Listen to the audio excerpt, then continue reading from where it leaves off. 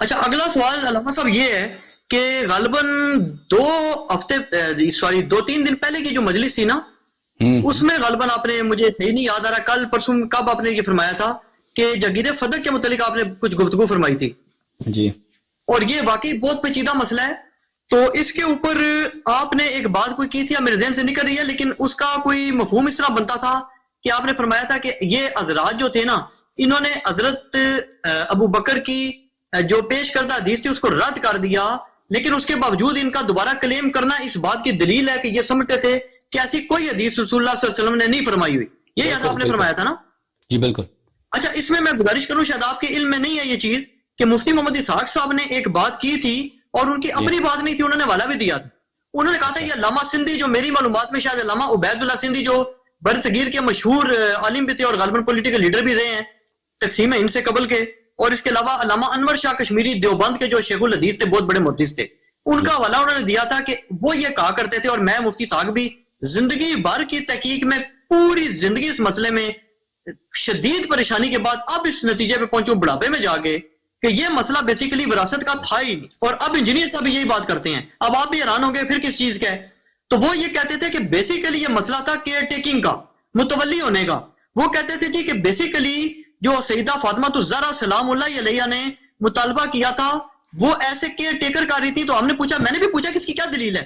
وہ کہتے ہیں جی جو کیئر ٹیکر کا بھی مطالبہ ہوتا ہے نا وہ بالکل درست ہوتا ہے. وہ کہتے تھے کہ سیدہ فاطمہ کا مطالبہ 100% جائز تھا، لیکن وہ کہتے ہیں کہ یہ جو موقف ہے نا کہ انبیاء کی وراثت نہیں ہوتی، یہ نہ صرف اہل سنت کا ہے بلکہ اہل تشیع کے ہاں یہ صحیح سند روایت موجود ہے.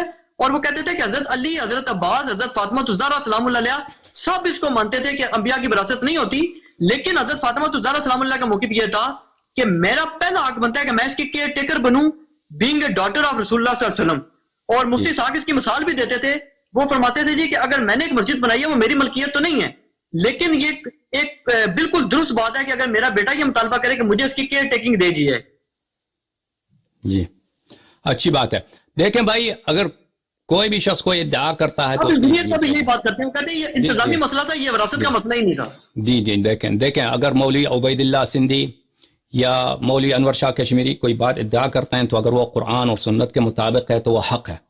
لیکن اگر وہ کئی ایسی بات بناتے ہیں جس کی کوئی دلیل نہیں ہے تو وہ اس بات کی کوئی اہمیت نہیں. آپ مانتے ہیں اس بات کو کہ اگر کوئی شخص ادعا کرے جس کی دلیل نہیں ہو تو ہاں بالکل، اگر دلیل نہیں ہے تو اہمیت ہی نہیں ہے. کیونکہ عبید اللہ سندھی، انور شاہ کشمیری یہ اس زمانے میں نہیں تھے جب زمانے میں یہ فدق کا جھگڑا جب ہوا ہے، تنازع ہوا ہے، وہ اس وقت نہیں تھے کہ اپنے مشاہدات بتائیں، یہ اپنے اجتہادات نظریہ بتاتے. نظریہ وہ صحیح ہے جو قرآن اور حدیث صحیح کے مطابق ہو.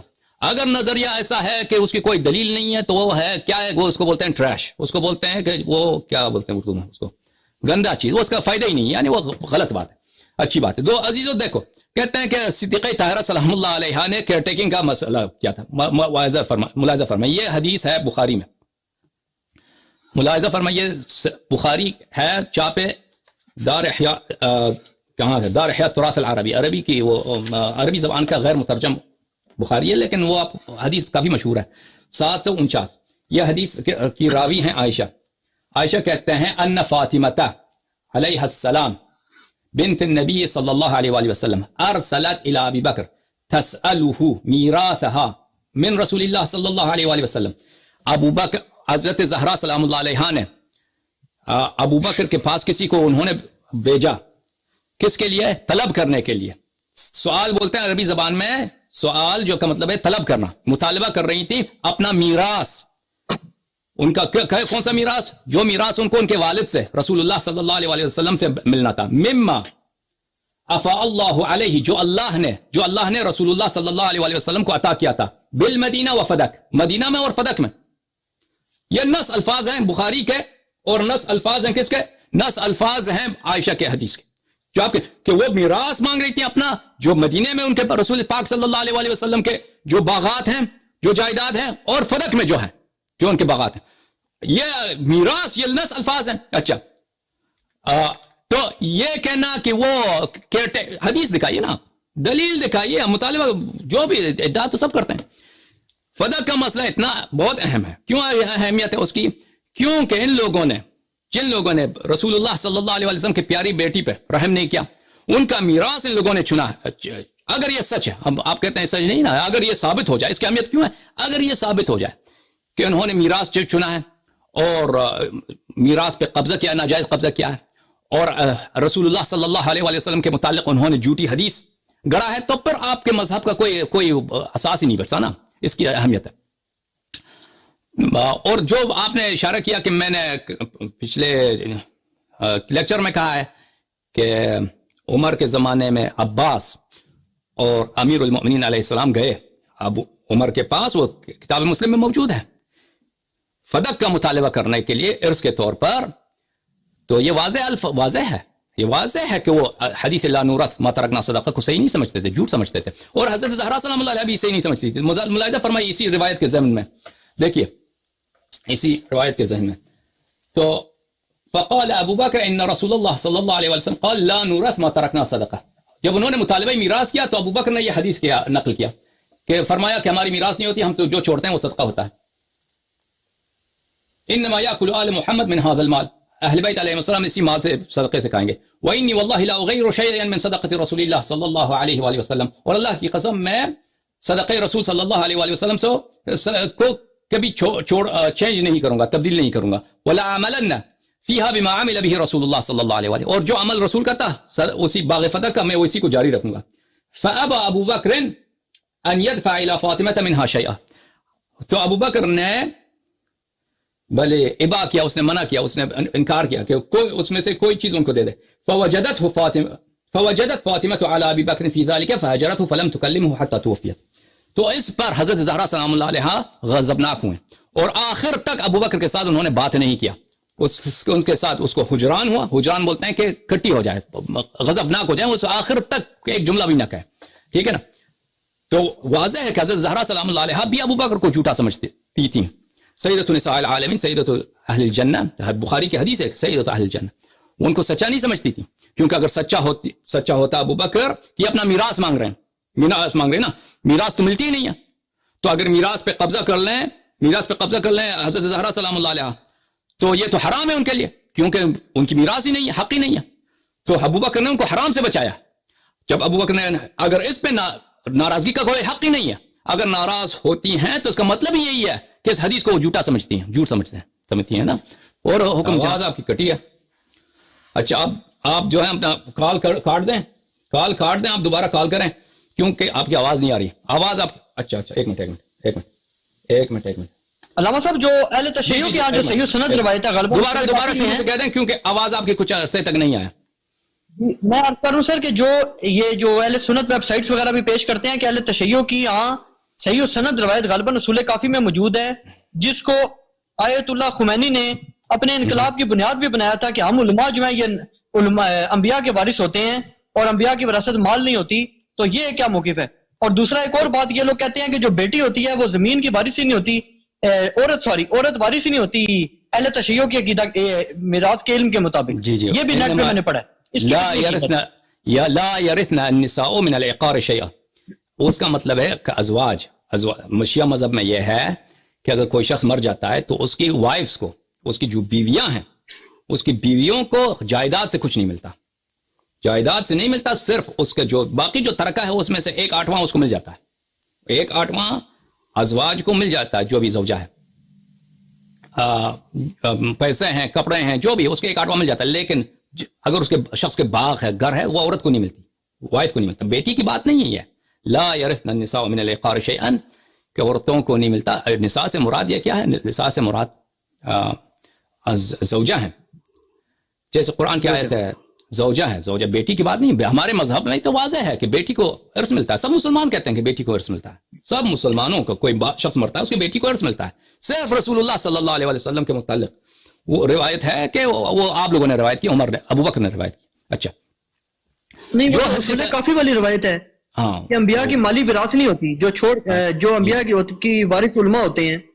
جی بالکل, وہ بتاتے ہیں آپ کو. وہ یہ ہے کہ العلماء ورثة الانبیاء وان الانبیاء لم يورثوا درهما ولا دینارا وانما ورثوا الاحاديث فمن اخذ بحديث من احاديثهم فقد اخذ حظا وافرا. میں وہ حدیث آپ کو دکھاؤں تاکہ الفاظ میں کچھ آگے پیچھے نہ ہو جائے. یہ کتاب ہے اصول کافی عزیزو، اصول کافی جلد نمبر 1، یہاں پہ صفحہ نمبر 38 میں یہ حدیث ہونی چاہیے. فقط العلماء، ایک منٹ، یا باب صفت العلماء، یہ ہے صفحہ نمبر 32 میں، صفحہ نمبر 32 میں یہ العلماء ورثۃ الانبیاء، یہ علماء ورثۃ الانبیاء یہاں پہ ان العلماء ورثۃ الانبیاء. امام صادق علیہ السلام نے فرمایا کہ علماء جو ہیں انبیاء کے وارث ہوتے ہیں. وذاک ان الانبیاء لم یورثوا درہما ولا دینار، انبیاء درہم و دینار کو انہوں نے کبھی نہیں چھوڑا. اور انما اورثوا احادیث من احادیثہم، انہوں نے وراثت میں جو دیا ہے اپنے احادیث کو دیا ہے. فمن اخذ بشیء منها فقد اخذ حظا وافرا، اور جس نے احادیث انبیاء کو سیکھا تو اس کو بہت بڑا سرمایہ ملا ہے. تو یہ ان کے بچوں کے لیے بات نہیں ہو رہی ہے عزیز، دیکھیں عزیز، یہ بات ہو رہی ہے امت کے لیے، امت کے علماء کے لیے. ہمارے جو امت کے علماء ہیں یا پرانے امت کے علماء تھے، ان کے انبیاء نے ان کے لیے پیسے تو نہیں چھوڑے نا، ان کے لیے شریعت چھوڑی، اپنا سنت چھوڑا ہے. رسول پاک صلی اللہ علیہ وآلہ وسلم کے یہ ان کے بچوں کی بات نہیں ہے، یہ امت کے لیے علماء ورثۃ الانبیاء ہے. جی ہاں، علماء ورثۃ الانبیاء. علماء کیسے ارث ملتا ہے انبیاء سے؟ پیسے نہیں ملے علماء کو، علماء کو کیا ملے؟ احادیث ملے، سنت ملے، علم ملا ہے انبیاء علیہم الصلاۃ والسلام، اس کی بات ہو رہی ہے. یہ مطلق نہیں ہے کیا کہ کسی نبی نے کوئی ارث نہیں دیا. ملاحظہ فرمائیے، یہ قرآن کی آیت ہے، اعوذ باللہ من الشیطان الرجیم، وورث سلیمان داؤد، سلیمان نے داؤد سے سلیمان کو ارث ملا ہے سلیمان کو داؤد سے. نص قرآن کریم ہے کہ سلیمان کو داؤد سے ارث ملا. اور اس میں آپ کی کتب میں ہے کہ پتہ نہیں 1000 گھوڑے تھے، کس طرح کے گھوڑے تھے اس کو، اور بہت سارے جائیداد اس کو ارث میں ملا تھا حضرت سلیمان کو. سنت یہ بھی تو کہتے ہیں نا جی کہ انبیاء کرام سے جو ملی ہے وراثت علمی ملی ہے. ہاں امت کے لیے، لیکن ان کے بچوں کے لیے کیا؟ میں دکھاؤں آپ کو، یہ کتاب ہے طبقات ابن سعد المجلد الثانی، یہاں پہ صفحہ نمبر 315 میں ملاحظہ فرمائیے. یہ حدیث صحیح بھی ہے میرے عزیزوں. اچھا، اس طرح کے حدیث آپ کی کتب میں بہت ہے کہ زہرا سلام اللہ علیہ آئی تطلب میراثها، ابو بکر سے اپنا میراث مانگنے. وجاء عباس بھی آئے میراث مانگنے آئے. امیر المؤمنین علیہ السلام بھی آئے ان کے ساتھ. ابو بکر نے آیت پڑھی، یہ روایت پڑھی، قال رسول اللہ لا نورث صلی اللہ علیہ وسلم ما ترکنا صدقہ. تو امیر المؤمنین علیہ السلام نے فرمایا ورث سلیمان داؤد وقال زکریا یرثنی ویرث من آل یعقوب. تو امیر المؤمنین علیہ السلام نے آیت کی 2 قرآنی آیتیں پڑھی کہ ان کے ابو بکر کے مقابلے. ابو بکر نے جب یہ حدیث پڑھی ہے ان معاشر الانبیاء لا نورث ما ترکنا صدقہ، امیر المؤمنین علیہ السلام نے ان کو 2 آیات سنائی ہیں، وورث سلیمان داؤد وقال زکریا یرثنی ویرث من آل یعقوب، کہ انبیاء کی میراث ہوتی ہے، ان کے بچوں کے لیے میراث ہوتی ہے. لیکن امت کے لیے، جی ہاں، امت کے لیے ان کی کوئی مالی میراث نہیں ہے. امت کے لیے ان کے کیا ہے؟ انبیاء علیہ السلام کی سنت ہے، حدیث ہے. جی اور جناب. اچھا، مزید اب بس اینڈ پہ آپ سے گزارش یہ ہے، اور یہ انتہائی جسے کہتے ہیں نا کہ عارضی سے اور انتہائی علمی جستجو کے ساتھ یہ گزارش ہے انجینئر محمد علی مرزا جیلمی صاحب کی طرف سے بھی، میری طرف سے بھی، اور لاکھوں لوگوں کی طرف سے کہ جو علم کے میدان میں اسٹوڈنٹس ہیں، کہ اب آپ اینڈ پہ قرآن مجید فرقان حمید کی وہ واضح آیات کریمہ پیش فرما دیں کہ جو آپ کی نظر میں بالکل نص قطعی ہیں، کہ جو انجینئر محمد علی مرزا صاحب کو بھی، مجھے بھی، اور لاکھوں کروڑوں لوگوں کو بھی ماننی چاہیے کہ وہ امامت رسول ائمہ کرام پر واضح ترین دلیل اور نص ہیں. ٹھیک ہے نا. پہلی بات تو میرا جواب ہمیشہ آپ کو یہ ہے کہ آپ ہوں محمد علی مرزا ہوں، جو بھی آپ کے مخالف ہے، اس سے پہلے کہ قرآن کی سے کوئی دلیل مطالعہ کریں، قرآن کی آپ لوگ اپنی جو ہے عدم نقصان اپنے مذہب کے مطابق ثابت کریں. پہلی بات تو یہ، اگر کسی شخص کے مذہب میں قرآن ناقص ہے تو وہ مطالبہ نہیں کر سکتا کہ قرآن میں فلان چیز موجود نہیں ہے، کیونکہ قرآن اگر ناقص ہے تو آپ کو کیا مطلب معلوم کہ قرآن میں سے کیا چیزیں حذف کی گئی ہیں. تو پہلی بات تو یہ ہے کہ ہمارا ادعا ہے کہ آپ کے مذہب میں بخاری اور مسلم، باقی کو چھوڑیے، بخاری اور مسلم کے مطابق قرآن کے 80 سے زیادہ فیصد حصہ ضائع ہو چکا ہے. پہلی بات تو یہ. اب اس جھگڑے کو بولتے ہیں آپ کے سوال کا جواب. بسم اللہ الرحمن الرحیم. عقیدہ تو یہ نہیں ہے نا جی، جبکہ اہل تشیع میں تو لوگ بتاتے ہیں کہ ایک گروہ گزرا ہے علماء کا کہ جس کا یہ موقف جی بالکل زبردست موقف رہا ہے. اسحاق صاحب کہتے تھے کہ اہل تشیع نے پوری کتاب لکھی ہیں، عمر کا عقیدہ ہے، عائشہ کا عقیدہ ہے، بزرگ صحابہ کا یہی عقیدہ ہے. سمجھ میں آ رہی نا بات آپ کو؟ اگر آپ ایک چیز پہ عقیدہ رکھتے ہیں جو آپ کے کتابوں میں کے خلاف ہے، آپ کے صحیح احادیث کے خلاف ہے، کیونکہ آپ کے علماء آپ سے چھپاتے ہیں، آپ تو اس کا مطلب ہے کہ آپ گمراہی میں ہیں، ٹھیک ہے نا، اس کا مطلب ہے آپ گمراہی میں. ہمارے علماء، جی ہاں، ہمارے علماء کا بہت آج بھی ہیں ایسے علماء جو قرآن کریم کو وہ سمجھتے ہیں قرآن کریم میں سے بہت ساری عرض کی گئی ہیں، وہ بہت کم ہے، پرانے زمانے میں بہت رہے ہیں. جی ہاں، ہمارے پاس احادیث بھی بہت ہیں اس مسئلے پر، بالکل. لیکن اگر آپ کسی چیز پہ عقیدہ رکھتے ہیں جو آپ کے صحیح احادیث کے خلاف ہیں تو یہ آپ کے لیے نقصان ہے. آپ کو کوئی دلیل ہی نہیں ہے اس کے، آپ کے موقف کی کوئی دلیل اپنا ثابت کریں نا، صرف کہتے ہیں ہمارا اجماع ہے. اجماع مفتی اسحاق صاحب اور انجینئر محمد علی مرزا صاحب اس مسئلے میں جب شیعوں کے خلاف یہ بات کی جاتی تھی نا تو وہ بہت سختی کے ساتھ، شدت کے ساتھ اس کا رد کرتے تھے، اور وہ یہ کہا کرتے تھے کہ یہ بالکل جہالت والی بات ہے کہ کسی شیعہ کے گھر، کسی سنی کے گھر، کسی شیعہ کی مسجد میں، کسی سنی کی مسجد میں، کسی شیعہ کے مدرسے میں، کسی سنی کے مدرسے میں جاؤ، جا کر دیکھ لو، اگر کوئی دوسرا قرآن لا سکتے ہو تو لے آؤ. تو جب قرآن نہیں ہے تو کہتے ہیں تواتر ہے، اس کے مقابلے میں کسی روایت کی کوئی اہمیت نہیں. انجینئر صاحب تو اعلانیہ کہتے ہیں کہ شیعہ بھی قرآن اسی کو مانتے ہیں، ہم بھی اسی کو مانتے ہیں، پوری امت کا تواتر ہے، کسی کی نہ سنی کی نہ شیعہ کی کسی روایت کو نہیں مانا جائے گا. تواتر کب سے ہے؟ تواتر کب سے ہے؟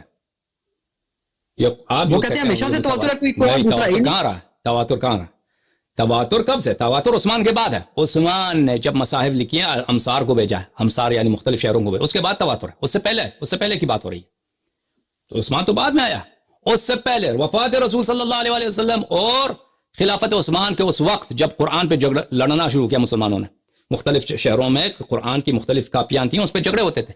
اس زمانے میں کیا گزرا قرآن پر؟ اس دور میں مثلا 30 سال کا دور ہے. امیر المومنین علیہ السلام 30 سال نہ 25 سال، امیر المومنین علیہ السلام سنہ 36 میں. نہیں، لیکن اللہ نے قرآن میں واضح فرمایا نا جی کہ ہم اس کی حفاظت کریں گے.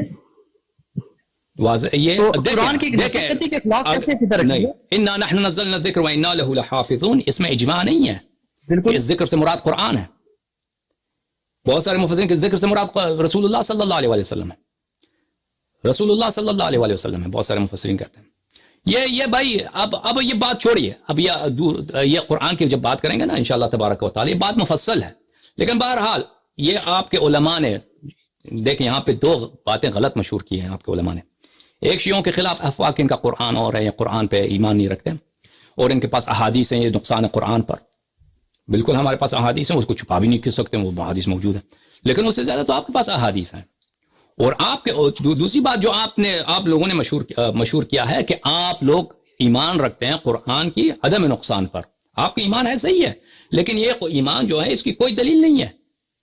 آپ کی اپنی کتب کو اگر دیکھیے، اپنی احادیث کو دیکھیے، آیات قرآن کو، اس کی کوئی دلیل نہیں ہے. آپ کے اگر احادیث کو دیکھا جائے، کتب کو دیکھا جائے، تو قرآن پوری طرح سے ناقص ہے. حقیقت یہ ہے. اس کی دلیل کیا ہے؟ اب یہ آپ کا مجھ سے طلب، میں نے ایک ادعا کیا، میں نے اس کی دلیل واضح پیش نہیں کیا، لیکن ابھی وقت بھی نہیں اس کے لیے. بہت جیسے میں نے کہا نا 1-2 گھنٹے کی بات کرنا ہوگا، دکھانا ہوگا، مختلف وجہ استدلال بتانا ہوگا، تو وہ اس کو وقت پہ بتائیں گے انشاءاللہ تبارک و تعالی. تو پہلی بات یہ ہے کہ جو بھی شخص ہم سے مطالبہ کرے کہ قرآن دکھاؤ، ہم کہیں گے پہلے تم جواب دے دو، نقصان قرآن کی بات جواب دے دو، پھر اس کی بات. دوسری بات یہ ہے میرے عزیزوں، واضح دلیل لے کے آؤ. اعوذ باللہ من الشیطان الرجیم، واطیعوا اللہ واطیعوا الرسول واولی الامر منکم. اللہ کی اطاعت کرو، رسول کی اطاعت کرو، اور اولی الامر کی اطاعت کرو. اللہ تعالیٰ نے اطاعت مطلقہ واجب کیا ہے اولی الامر کی. جیسے اللہ سر اگر آپ حوالہ بھی دیتے جائیں نا تو بالکل سادے جو بچے دیکھ رہے ہیں ان کے لیے آسانی ہو جائے گی. آیت نمبر اور سورت نمبر بتاتے جائیں جی. آیت کیونکہ بالکل میرے جیسے جیل میں تو سن رہے ہیں. آیت کی کیا ہے؟ آیت نمبر دکھاتے ہیں. آیت تو مشہور ہے بھائی. سورت نمبر، آیت نمبر، سورت نمبر، آیت نمبر بتاتے جائیں. سورہ مائدہ ہے نا، سورہ مائدہ ہے، آیت نمبر 57 ہے کیا؟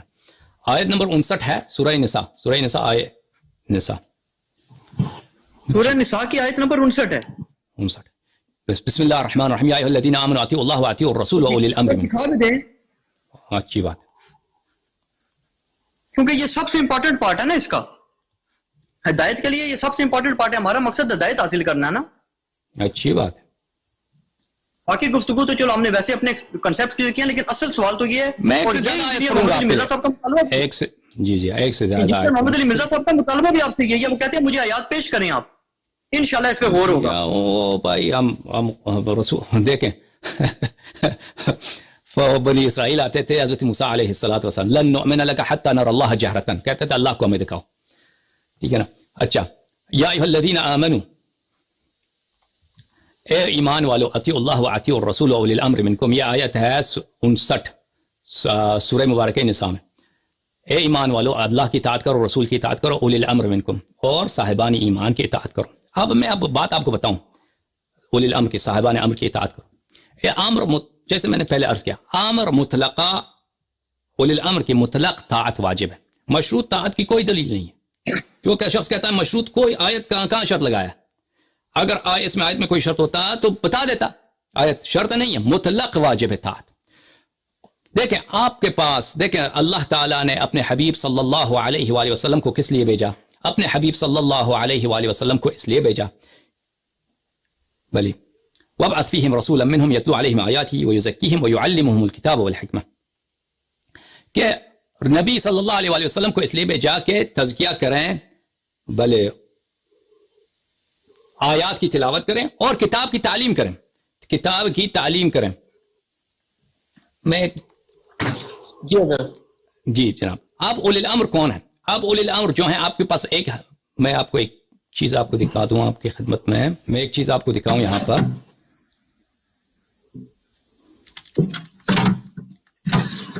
یہ کتاب ہے عزیزو الاتقان، جناب سیوطی کی کتاب ہے الاتقان، چھاپ دار الفکر. آپ چل پھر رہے ہیں تو ماشاءاللہ بیٹھیے نا. دار الفکر سنہ 1429 دار الفکر بیروت میں چھپا ہے. یہاں پہ ملاحظہ فرمائیے، کہتے ہیں للناظر فی القرآن لطلب التفسیر مآخذ كثيرة أمهاتها 4. الاول النقل عن النبی صلی اللہ علیہ وآلہ وسلم.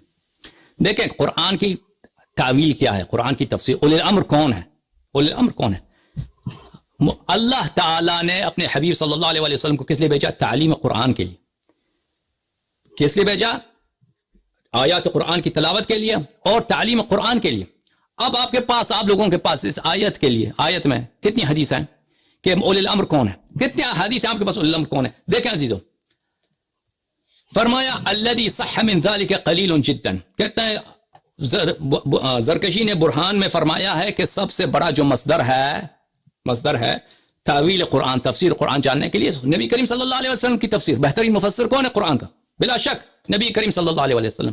سیوطی کہتا ہے مصیبت یہ ہے کہ صحیح احادیث تفسیر قرآن میں قلیل جدا، بہت کم ہے. بل اصل المرفوع منہ فی غایت القلہ. کہتا ہے نہیں چھوڑو، جو حدیث رسول پاک صلی اللہ علیہ وسلم سے سند کے ساتھ آیا ہو، چاہے وہ ضعیف کیوں نہ ہو،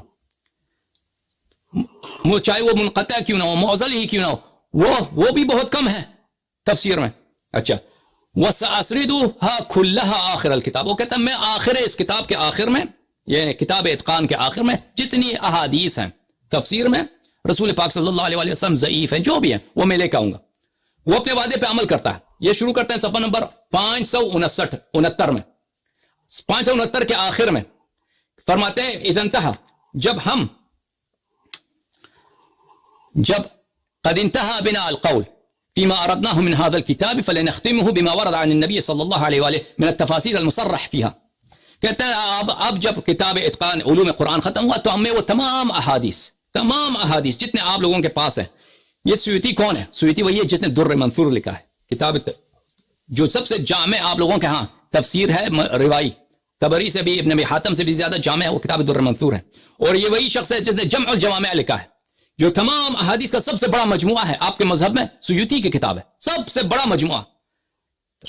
مسند احمد ابن حنبل، معجم کبیر طبرانی، سب سے بڑا جو ہے ہیثمی کا جو مجمع الزوائد ہے، سب سے بڑا جو مجموعہ ہے کیا ہے؟ جمع الجوامع سیوطی کا. ایسا شخص کہتا ہے جس کو پورا عبور ہے احادیث پر اور بالخصوص احادیث تفسیر پر، کہتا ہے میں تمام احادیث لے کے آؤں گا جو نبی کریم صلی اللہ علیہ وآلہ وسلم میں تفسیر میں یا اسباب نزول میں آیا ہے. اچھا، پھر وہ اپنے وعدے پہ عمل کرتا ہے. صفحہ نمبر 569 میں شروع آخر میں پھر یہ حدیث ہے بھائی.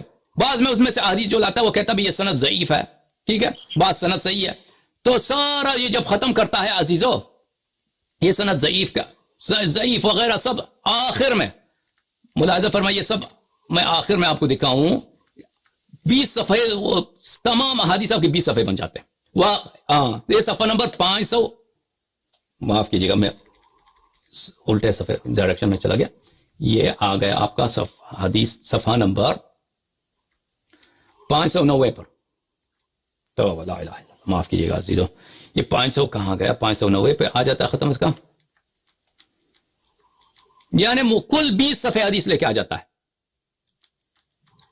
ہاں یہ ہے بھائی, یہ 590 پر اتقان کے آخر میں صفحہ نمبر 570 سے 590 تک 509 یعنی 20 صفحہ حدیث.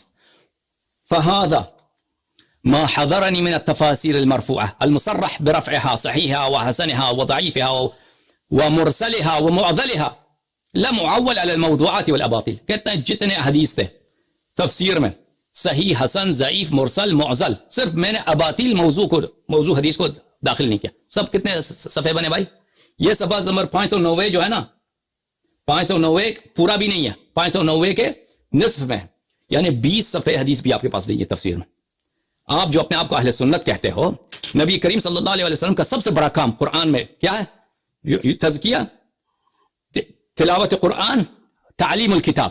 تعلیم الکتاب جو نص قرآن کئی آیات میں ہے, اس میں 20 صفحہ حدیث بھی نہیں ہے آپ لوگوں کے پاس. تو اولی الامر کون ہے؟ آپ کے پاس تو کوئی نہیں ہے نا روایت تو, لیکن میں آپ کو کہتا ہوں رسول پاک صلی اللہ علیہ وسلم نے ضرور بیان کیا ہوگا. وہ اللہ کا حکم ہے کہ تو قرآن تعلیم دے, تفسیر تعلیم دے, اس نے بیان نہیں کیا؟ بیان کیا ہے.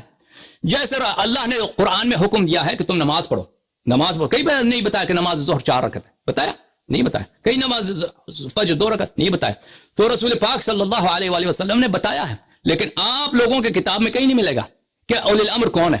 آپ یہ کہتے ہو کہ جو بھی فاسق فاجر حکمران ہے وہ اللہ سے اس کی اطاعت واجب ہے, لیکن یہ آیت کے نص کے خلاف ہے, کیونکہ آیت جو ہے واضح طور پہ بتا رہی ہے کہ اولی الامر وہ ہے جس کی اطاعت اللہ ہی کی طرح, رسول صلی اللہ علیہ وسلم ہی کی طرح مطلقہ واجب ہے, مطلقہ واجب. یہ پورے عالم اسلام میں دیکھیے, پورے عالم اسلام میں دیکھیے, پورا عالم کسی فرقے نے ادعا ہی نہیں کیا کہ کسی ایسے شخص کا طاعت مطلقہ واجب ہے جس طرح اللہ اور رسول کیا ہے, صرف سوائے شیعہ کے اپنے 12 اماموں کے متعلق کسی اور فرقے نے ادعا, صرف اس کا مصداق, اور ہمارے پاس احادیث بھی بہت ہیں اس کی ذیل میں. ایک اور آیت آپ کو سناتے ہیں میرے عزیز, جس کے خلاف اس کے متعلق احادیث بھی بہت ہیں, اس سے امامت ثابت ہوتی ہے. اعوذ باللہ من الشیطان الرجیم, انما یرید اللہ لیذھب عنکم الرجس اہل البیت ویطہرکم تطہیرا. فرمایا کہ میں اللہ تعالیٰ کا ارادہ ہے کہ اہل بیت علیہم الصلاۃ والسلام سے ہر قسم کی پلیدی دور ہو جائے, ان کو پاک و پاکیزہ بنایا جائے. وہ سب سے بڑا جو پلیدی ہے وہ جہل کی پلیدی ہے, سب سے بڑی جو پلیدی ہے وہ گناہ کی پلیدی ہے, سب سے بڑی جو پلیدی ہے وہ برے عادات کی پلیدی ہے. اللہ نے ہر طرح کے پلیدی کو اہل بیت علیہم السلام سے دور کیا ہے. تو بنص قرآن ثابت ہوا کہ اہل بیت علیہم الصلاۃ والسلام سے پلیدی دور ہے, چاہے وہ عرفی ہو, چاہے شرعی ہو, چاہے عقیدے میں ہو, چاہے وہ عمل میں ہو, گناہ میں ہو. تو یہی عصمت کا نام ہے. تو اہل بیت طاہرین علیہم السلام معصوم ہو گئے. اب بات رہی کہ کون ہے اہل بیت علیہم السلام, وہ تو واضح ہے, وہ واضح ہے کہ اہل بیت علیہم السلام, رسول پاک صلی اللہ علیہ وسلم نے یہ آیت کبھی ازواج کے لیے نہیں پڑھی, ہمیشہ پنجتن پاک کے لیے رسول پاک صلی اللہ علیہ وسلم نے آیت کی تلاوت فرمائی ہے. ہمیشہ اس کے روایات بہت زیادہ ہیں, احادیث بہت متواتر ہیں. آپ استدلال کریں کہ یہ سیاق آیات وہ ازواج سے خطاب ہے, تو اس کا جواب بھی ہمارے پاس بہت ہے. اس طرح آیات بہت زیادہ ہیں قرآن مجید میں کہ آیت کا صدر, آپ تو کئی آیات کی بات کریں, میں ایک آیت کی بات, ایک آیت کا صدر کسی سے خطاب ہے, ذیل کسی سے خطاب ہے, صدر کسی موضوع پر, ذیل کسی موضوع پر ہے. یہ ترتیب قرآن کریم جو ہے یہ ترتیب نزول نہیں ہے, یہ سب مسلمانوں کا اجماع ہے. ترتیب قرآن ترتیب جمع قرآن ہے. یا تو یہ بھی ثابت نہیں ہے کہ ترتیب آیات جو ہے یہ رسول پاک صلی اللہ علیہ وسلم سے ہے. ترتیب آیات یا صحابہ سے ہے جنہوں نے قرآن کو جمع کیا ہے, یا رسول پاک صلی اللہ علیہ وسلم سے ہے. جیسا بھی ہو, رسول پاک صلی اللہ علیہ وسلم کے متواتر احادیث سے ثابت ہے کہ یہ آیت تطہیر کن کے متعلق نازل ہوئی ہے, وہ اہل بیت کون ہے. اور رسول پاک صلی اللہ علیہ وسلم سے ثابت نہیں ہے کہ کبھی انہوں نے یہ آیت ازواج کے لیے پڑھی ہوں, اور کبھی کسی مسلمانوں کا ادعا بھی نہیں ہے کہ ازواج کیا ہے, مطہر ہے, ازواج معصوم ہے. ازواج کے لیے کبھی یہ ادعا نہیں کیا گیا. یہ ادعا صرف اہل بیت طاہرین علیہم الصلوۃ والسلام کے لیے ہے کہ وہ مطہر ہے, معصوم ہے ہر رجس سے, جس طرح خود نبی کریم صلی اللہ علیہ وسلم معصوم ہے.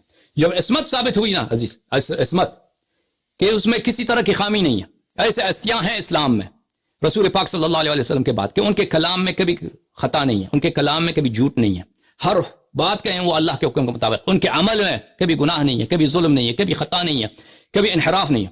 تو امامت اسی کا نام ہے نا، امام کہ ایک ایسا شخص ہو جو اس سے کبھی غلطی صادر نہ ہو، اس کی جو بھی بات مان لے، یعنی عین اللہ کا حکم آپ نے مانا، یہی امامت ہے. یہ دونوں آیتوں سے ہم نے قرآن کی روح سے ثابت کیا.